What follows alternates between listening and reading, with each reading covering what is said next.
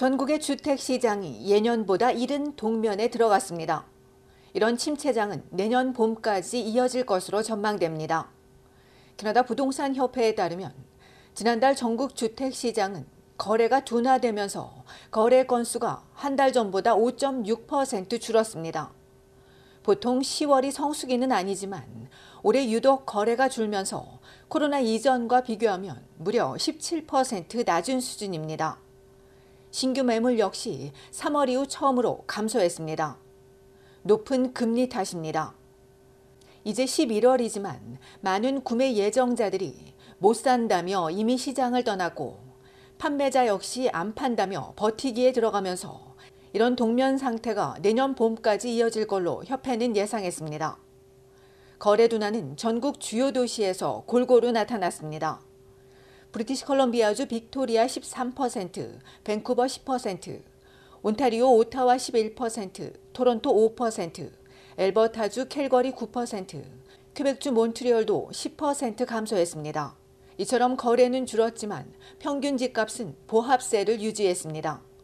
10월의 평균 주택 가격은 65만 6,625달러로 1년 전보다 2%, 9월보다도 약간 올랐습니다. 주택 가격 지수를 보면 전월 대비 0.8% 하락했지만 1년 전보다는 1% 상승했습니다.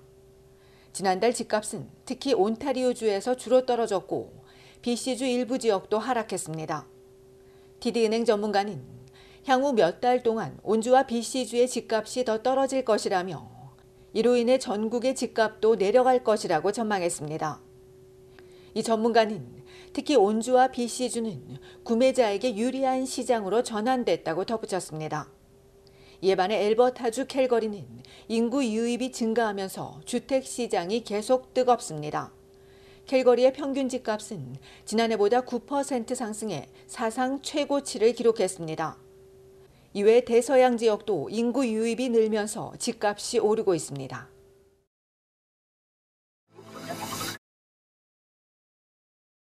에어 캐나다가 토론토 피어슨 국제공항에 아찔하게 착륙하는 모습이 카메라에 포착됐습니다. 다행히 부상자는 없었지만 영상을 보면 큰 사고로 이어질 뻔했습니다. 일본 도쿄 나리타 공항에서 출발해 지난 월요일 토론토에 도착하는 AC002편은 활주로에 착륙하면서 좌측과 우측으로 심하게 튕기는 모습입니다. 당시 이 장면을 촬영하던 남성은 조종사가 되기 위해 준비하면서 지난 1월부터 피어슨 국제공항 인근에서 사진을 찍고 유튜브로 실시간 스트리밍을 보여주고 있습니다. 그러다 이 장면을 포착했는데 지금껏 이런 현장은 본 적이 없다는 남성은 그때 생각만 하면 지금도 아찔하고 숨이 막힐 지경이라고 전했습니다. 이와 관련해 에어 캐나다는 이날 착륙하던 중 해당 항공기가 강한 측풍에 휘말렸다며 하지만 에어 캐나다의 모든 조종사가 역풍을 포함한 모든 상황을 안전하게 처리하도록 훈련받은 숙련된 전문가들이라고 강조했습니다. 이날도 착륙하는 도중 갑작스런 풍향 변화가 있었는데 숙련된 조종사가 신속히 대응하면서 재난을 피할 수 있었다고 표현한 것으로 풀이됩니다. 이어 이날 보잉 777 항공기는 착륙 후 정상적으로 게이트에 도착했고 당시 탑승 중이던 승객 373명 모두 무사했다고도 전했습니다. 다만 예방조치를 위해 해당 항공기는 점검을 거친 뒤 14일 다시 운행을 시작했고 이날 도쿄행 노선엔 다른 여객기가 투입됐으며 절차에 따라 착륙 당시의 상황 등을 자체 검토하고 있다고 덧붙였습니다. 한편 피어슨 국제공항에서 발생한 대형 사고는 2005년 8월 에어프랑스 358편이 악천후 상태에서 착륙 직후 활주로를 이탈한 사고로 당시 40여 명이 중경상을 입었지만 기적적으로 사망자는 단 한 명도 없었습니다.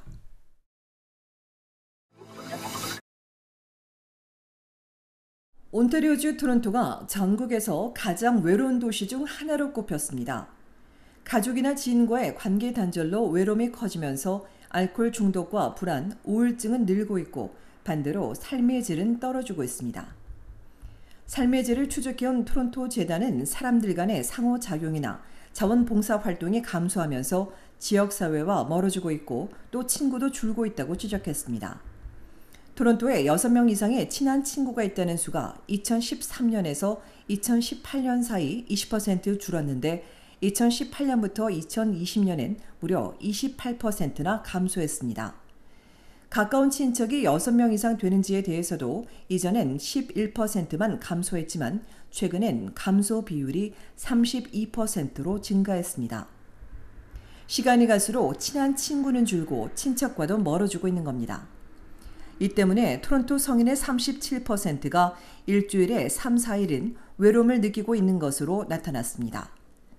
이런 비율은 엘버타주 캘거리가 28%, 브리티시 콜롬비아주 밴쿠버 23%, 퀘벡주 몬트리올은 17%로 토론토가 가장 심각합니다.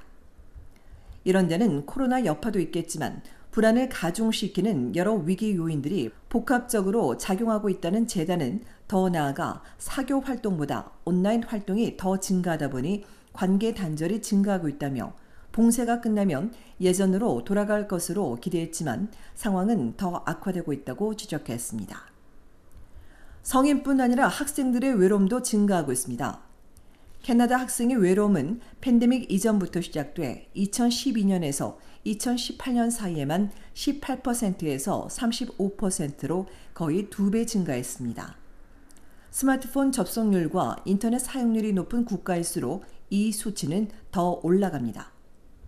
토론토 교육청도 학생들의 외로움이 2016년과 2021년 사이 2배로 증가해 절반에 가까운 44%가 외로움을 느끼고 있다고 우려했습니다.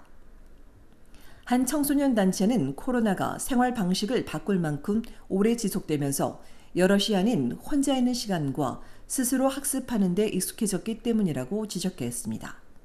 문제는 이런 외로움이 정신건강으로 이어질 수 있다는 겁니다. 올 2분기에만 토론토 성인의 23%가 우울증을, 19%는 불안장애 증상을 보였습니다. 이에 재단은 사회적 연결과 신뢰가 행복과 웰빙을 높여줄 수 있다며 무료 액티비티나 자원봉사에 참여하고 지역 행사와 문화 행사 관람 등 물리적인 사회 활동에 적극 참여할 것을 강조했습니다.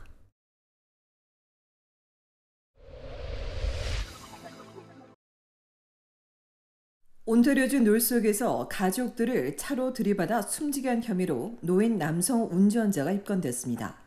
어제나 12시 40분 빅토리아 파크 애비뉴와 카산드라 블루버드에 있는 저층 아파트 야외 주차장에서 가해 차량이 가족들을 향해 돌진해 60대 여성이 병원으로 이송됐으나 숨지고 성인 남성 1명과 노인 여성 1명은 다쳤으며 다행히 이들 2명은 생명에 지장이 없는 것으로 알려졌습니다.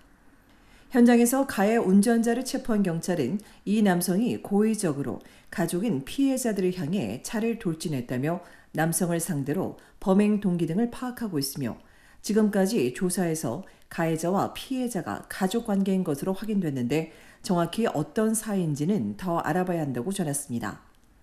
운전자를 살인 혐의로 구금한 경찰은 추가 조사를 통해 1급 또는 2급 살인 혐의를 적용할 예정이며 다른 혐의도 추가될 가능성이 높은 것으로 알려졌습니다.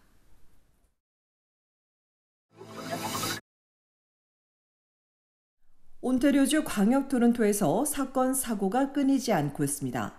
어젯밤 11시 50분경 미시사가 로에라 윈저 드라이브에서 총격 사건이 발생해 남성 1명이 병원에서 사망했으며 오늘 필지역 경찰은 주변을 탐문 조사하며 구체적인 사건 경위를 파악하는 동시에 총격 용의자에 대한 조사도 이어가고 있습니다.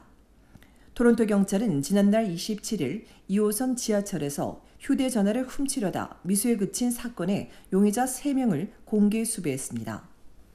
경찰에 따르면 피해 승객이 자신의 옆에 앉은 용의자 A가 안경을 잡아 빼앗으려 하자 이를 맞고 바로 911에 신고하려 했으나 이때 갑자기 2명이 더 나타나선 폭행하며 휴대전화를 강탈하려 시도했습니다. 그러나 이마저도 실패하자 3명은 브로드뷰 역에서 내려 달아났으며 경찰이 20대 중반에서 30대 중반인 남성 3명의 인상착의를 공개하고 적극적인 제보를 요청했습니다.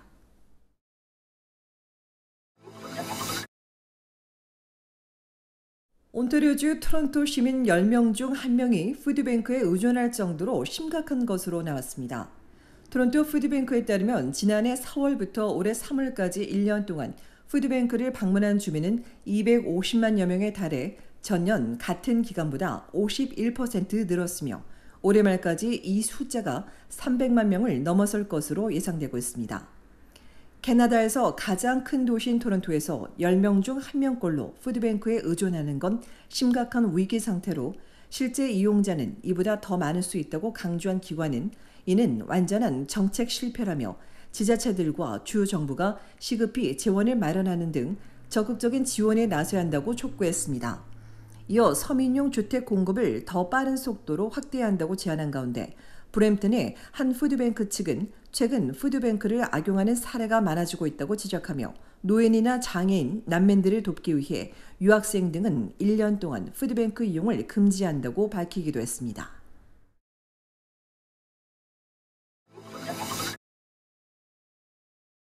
캐나다의 한인 정치인들이 지난 13일부터 16일까지 서울에서 열리는 제9차 세계 한인 정치인 포럼에 참석했습니다. 세계 한인 정치인 협의회 회장인 연아 마틴 연방 상원의원과 조성준 온주 노인 및 장애인 복지부 장관, 조성은 온주 장기요양부 장관 포함해 전 세계 10개국에서 76명의 한인 정치인이 참석하고 한국 국회와 정부 관계자가 참여했습니다.